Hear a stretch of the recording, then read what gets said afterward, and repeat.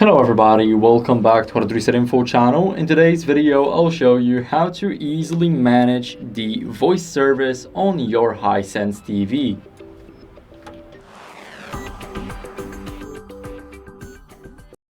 So first, let's go over to settings. Now here, let's scroll down to system. And now go over to the voice service. So here we can use either Amazon Alexa or Vita voice.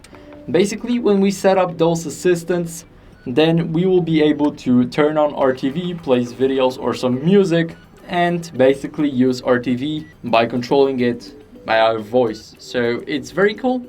It's like a smart home device when you enable it. And I really recommend that because what you guys can do is just say, Alexa, play some music, and it will play the music. You can also tell them which one. You guys can tell it everything. So basically, it's very important to set that up in the beginning, and that's it.